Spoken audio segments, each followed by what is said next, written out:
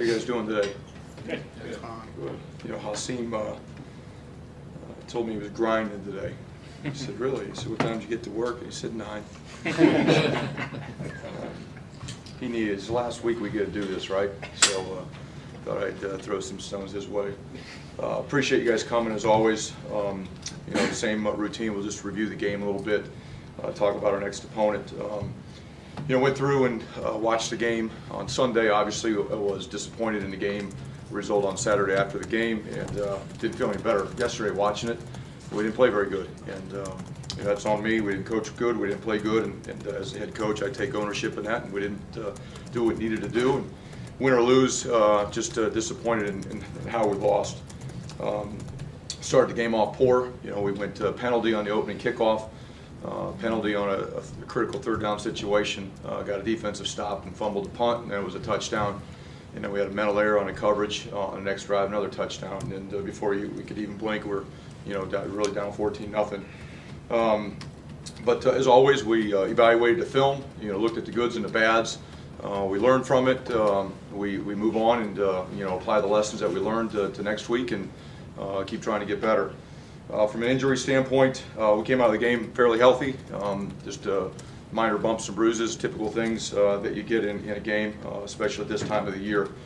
As we head forward here this next week, it's senior week, and that's our focus. We have a great group of young men that are going to play their last football here at home. They've gone through a lot here. They've given a lot to the university and to the program. They've gone through a lot during their tenure here, and it's our responsibility to do everything we can to hopefully give these guys one last opportunity to celebrate together with their team and here in our stadium. Michigan State is a very good team. They've done a great job this year. They've got good players, good coaches, playing with a lot of confidence right now. They play good defense, play good special teams. They run the ball well on offense. It's a very good formula for success, and they've been able to do it this year and get back on track to the way Michigan State's been playing for quite some time. So it's going to be a huge challenge, huge test, and another great opportunity for us to go out and finish. But it's about the seniors this week. We're still trying to get another Big Ten win. If we were to win this game, there'd be 4 Big Ten wins. Hasn't happened since Rutgers has been in the Big Ten. Looking to build positive momentum going into the offseason, which is huge also. So there's a lot on the line, a lot at stake, and a lot to play for here this week. So with that, I'll go ahead and open it up for questions. I think I asked you after the game about the effort or whether they played hard. Could you tell that on film? I mean, yeah, you can always tell on film. This is the way I operate. When we win games, coaches and players, assistant coaches and players did a great job. When we lose games, I did a bad job, and that's it. I did a bad job, didn't have the team ready, and that's my evaluation of watching the film. Chris, Jonathan Lewis, does his role change at all after what you saw on tape last week? No, the quarterback situation's the same. The last couple weeks, we have had conversations about the quarterback position a lot. We'll go through the week and evaluate it, and we'll play the person that gives us the best chance to win this next Saturday. And if that's Jonathan, great. If it's Gio, someone else, or whatever, but we'll manage that through the week, evaluate that through the week, and make a decision later on who gives us the best chance to go out and play our best game. Does that mean it's game time? I mean, would you characterize it as game time? Would you? No, we'll make a decision, before that. I mean, that's what's right for the team, but we're not going to make a decision today on Monday. We got to go through some practices, and we got to look at what we need to do against Michigan State, who's a very good defense, and see who gives us the best chance to win.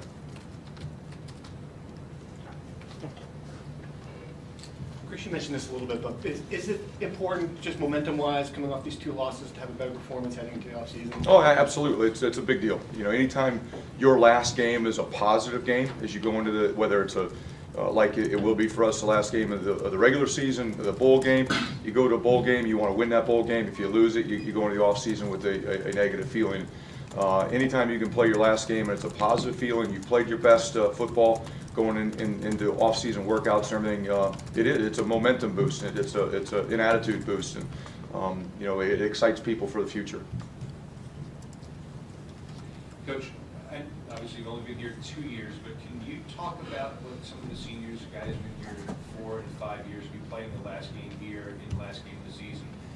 what they've meant to you in terms of your transition as a head coach and what they've meant to this program? Yeah, obviously, the biggest impact they've made is this year.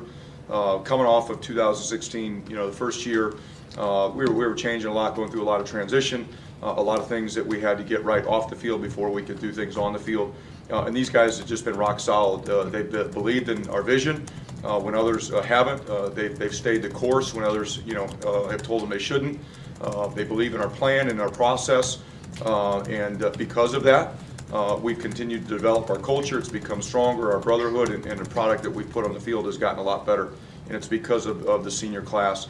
If you're going to have success, I don't care if it's this year, next year, any program, you need your seniors, your upperclassmen to play their best football. And we had a lot of seniors do that this year, and it's because of the way that they've been committed really since the end of last season, and they've done a lot for us. They're going to lead this program, whether we win or lose on Saturday, on a positive note, because we've done some things this year that a lot of people didn't think we could. Is it particularly special, the dedication they gave to this, considering those are guys you didn't recruit, obviously? Yeah, I don't care whether I recruited them or not. They're my guys, and that's the way I look at it.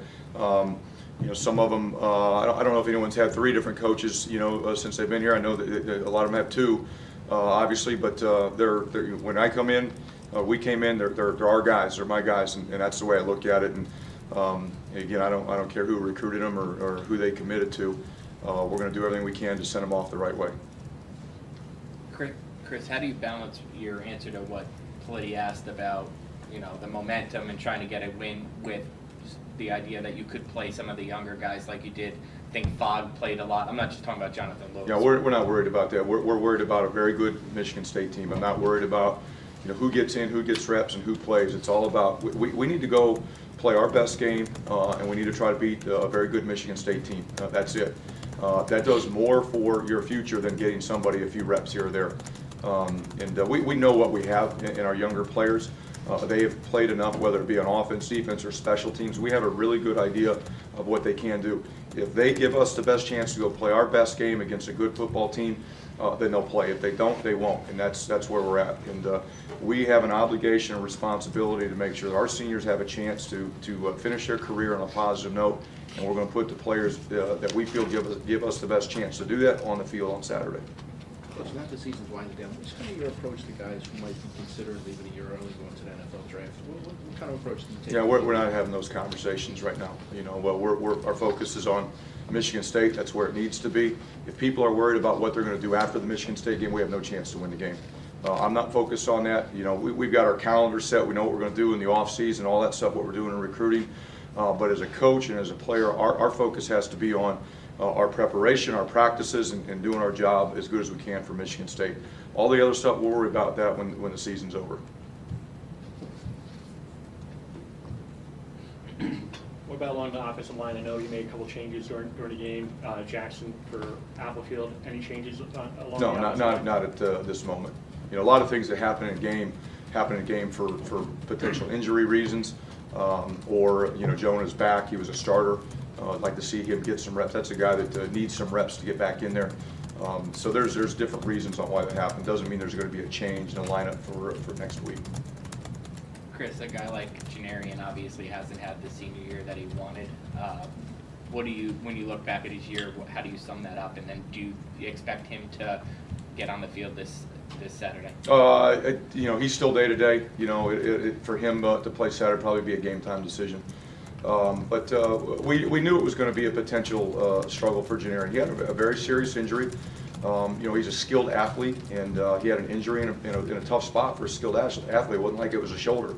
That was an ankle, and with him returning the ball a lot and potentially needing to run a lot, he's going to get tackled a lot. And every time he got tackled, especially low around the ankle, you worried about it. And it's come up. It's hurt us, and it's hurt him. When I say hurt him from having the type of senior year that he wanted and we all wanted, and something we knew we were going to potentially have to manage. Take 2 more questions. When you look at other programs around the Big Ten and how they have built themselves into what they are, and you see what Michigan State has done, constructing its identity, Yeah. Are there things about that program that you'd like to be able to model here in some ways? Well, you want to have your own identity, but it's like the things I just mentioned about Michigan State. What do they do? What are they known for? And they're not the only ones. You know, Wisconsin's this way. You know, Michigan's this way. Ohio State's this way. First and foremost, what do those teams do? They play really good defense. You know, to be able to win, again, I talk about it all the time up on our plan to win. You got to be able to play really good defense to be able to consistently win, you know, in this league. From there, you got to play good special teams also. And when you look at the top teams in this league, that's what they have: good defenses, good special teams, and then the third part of it is you got to be able to run the ball. And if you can do those three things, it means you can control the line of scrimmage up front on both sides. You're changing field position with special teams. And, you know, we've done that at times this year. We haven't done it consistently enough, and we definitely haven't done it against the top teams in this league yet. But that's really what we want to do. Now, how we do that, that's different. That's, you know, you can do it with different personnel groupings, different sets, quarterback run, tailback runs, all that stuff, and different fronts defensively. But at the end of the day, if we can play great defense, play great special teams, and we can run the football, you're going to have a chance to win games. Chris, Russ Douglas has talked a lot about how he wants to become a coach when his football career ends on the field. What kind of I future don't know why do he you wants think to he do has? that. What Crazy. advice do you have, and what kind of future do My you have? advice, don't do it. It's for the job security. Job security. Go right ahead. You want a great job security? Go be a coach. But I love Ross. You know, Ross is a very intelligent kid. Loves the game of football. Really proud that you know, he made the decision to come here, and the effort that he puts forth every single day. I'm happy for him. He's made a ton of progress since he's been here. He's made a significant contribution to our football team this year. I think he'll be an outstanding coach if that's what he wants to do. I know that's, you know, he and I have had those conversations. You know, he's going to test the water a little bit here in the spring with that. But yeah, my advice is not to do it. But you know, that's what he wants to do. So if that's what he wants to do, we're going to do everything we can to help him. Juwan Harris, same plan going forward, safety, little third down, maybe wide receiver, and then the second part would be just how he's come along 6 games at defensive back. Surprising to you? How well he's been? You know, the same plan to answer the first part of the question. You know, with where we're at from an injury standpoint at wide receiver with Janarian questionable, Damon Mitchell questionable. You know, if we need Juwan on offense again, he was ready for an emergency, you know, last week that we would still use him. In terms of defensive back, he continues to get better at a lot of things. There's certain things that he's got to continue to get better at because there's certain things, just like playing wide receiver, it just takes a lot of reps to get good at. And a lot of that is just being focused on your key and being able to react instinctively and very quickly to what your key tells you to do. Sometimes he's able to do that. Sometimes he's a little bit slower because it's new. The inability to maybe adjust to new things that come up that he hasn't seen, you know, is a struggle, and that's just with all players, and it just takes a lot of reps. You can't go back to like week 1 and say, hey, remember when this team did this or we had to do that. I mean,